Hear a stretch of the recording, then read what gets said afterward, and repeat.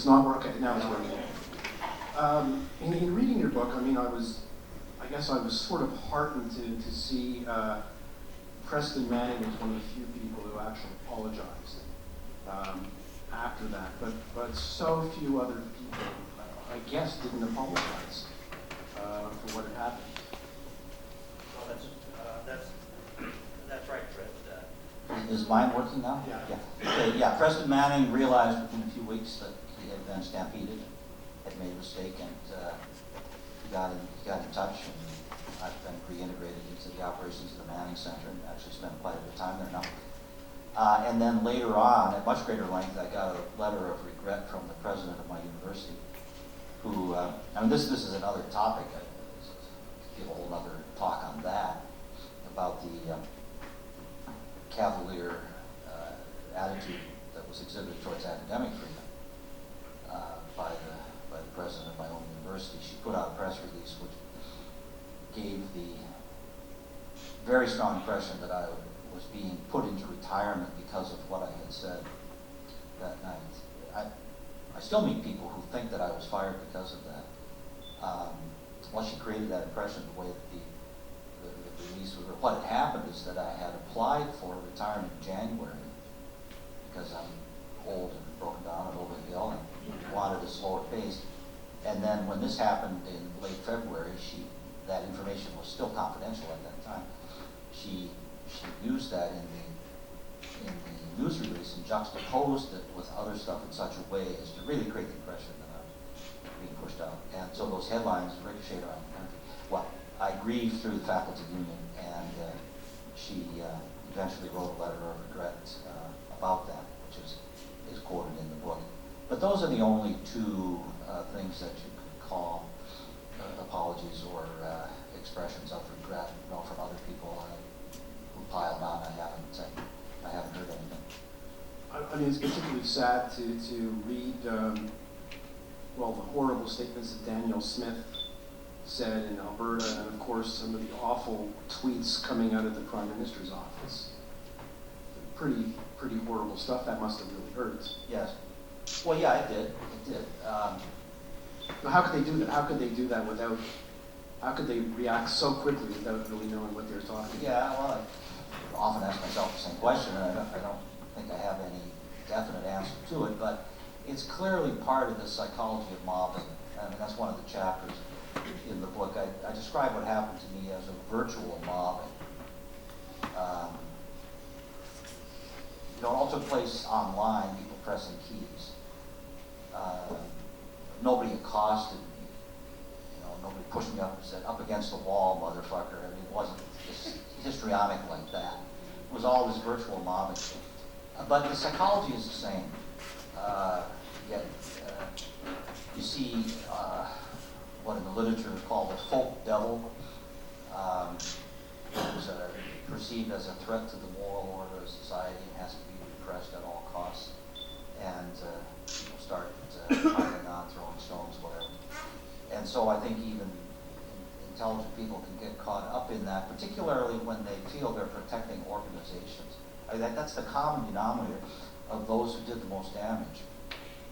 Every one of them was at the head of some organization or other, and they took a stand on behalf of their organization. It was quite a different psychology among my friends who weren't representing organizations. Almost immediately I was overwhelmed by expressions of support from academic colleagues or people that I knew in the media or from politics, not the elected politicians, but people that I had worked with in politics, or just friends, who saw that a friend was in trouble. But being at the head of an organization, feeling that you had to protect the organization, I think that unleashed the mob psychology. Do you think organizations themselves are now at risk of people reacting on their behalf way too fast? So think of PMO. It doesn't have to be a mobbing of an individual, but it could be any sort of issue where somebody decides quickly we have to get a tweet out or posting on Facebook without understanding the complexities of the issue. Isn't this a doesn't that put the PMO and other organizations at risk? Well, I think it does. I mean, and it happens all the time, and I hope people who read my book will think about it. You know, you may live to regret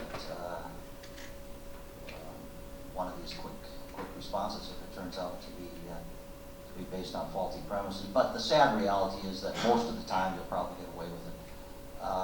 You know, it'll go out. The headlines will be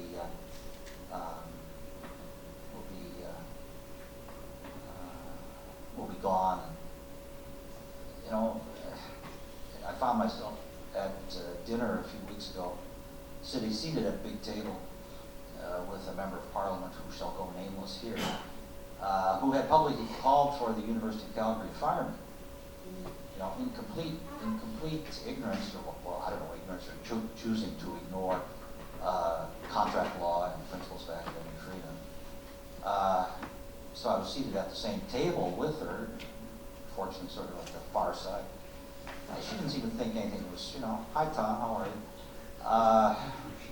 You know, so there's kind of lack of seriousness in contemporary speeded up media cycle. I think a lot of the people who are doing it don't even take it seriously. It's just a very fast-paced game that they're playing.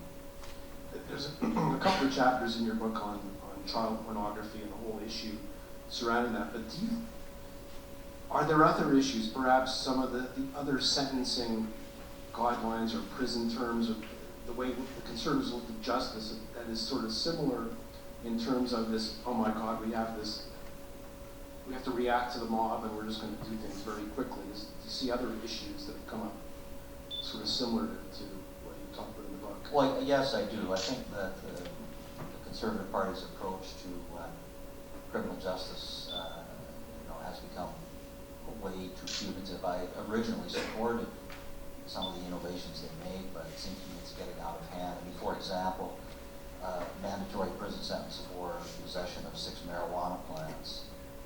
You know, at a time when jurisdictions all over the world are considering legalization or at least decriminalization for possession of marijuana, and our government brings in legislation to introduce a mandatory prison term for 6 plants. And could you make a salad out of 6 plants? So yeah, I think this is a general problem. It's not just the Conservative Party. Other parties have voted for a lot of this more punitive legislation. The introduction of a mandatory sentence for accessing or observing child pornography was supported by all parties in 2005. But it is the Conservative Party that has pushed the hardest to achieve that.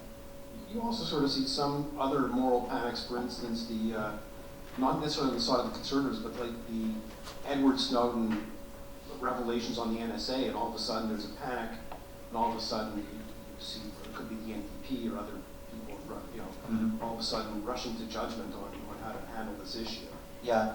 Well, I think moral panic is another kind of fixed feature of human behavior, along with mobbing. They're different, but they're real. Moral panic often leads to mobbing. There is something in our nature that makes us really fear that the sky is falling. And so there's always some concern. Sometimes it's health-related panic over some pesticide or cholesterol, or sometimes it's a moral thing about evildoers in our midst. They could be political opponents like communists. Sometimes the danger is real. I mean, there was communist espionage. The Rosenbergs did steal atomic secrets. Alger Hiss, I think, was a spy. But there weren't hundreds of communist spies working in the State Department, as Joe McCarthy claimed to have a list. He never showed the list, but claimed to have a list of all these people. So sometimes real dangers are exaggerated and turned into panics. Sometimes there is no danger. Like there never was a problem of satanic ritual abuse in child care centers in North America. There were no satanic cults. There were no, in spite of what people testified, there were no alien beings in flying saucers who captured children and subjected them to unspeakable tortures, which somehow left no physical marks. Like none of this is all pure hysterical imagination, but it was widely believed, and people went to jail because of it. And I think, I don't think in Canada, but I think in the United States there are still some people in jail, long sentences because of panic over child care. So I see moral panics as a recurrent feature of the human condition. They get the damage gets they come and go on they usually burn themselves out, particularly when they make absurd and fantastic claims and people come to their senses and realize that the probability of satanic abuse in Martinsville, Saskatchewan is actually very low. But long-term damage can be done when politicians wade into it.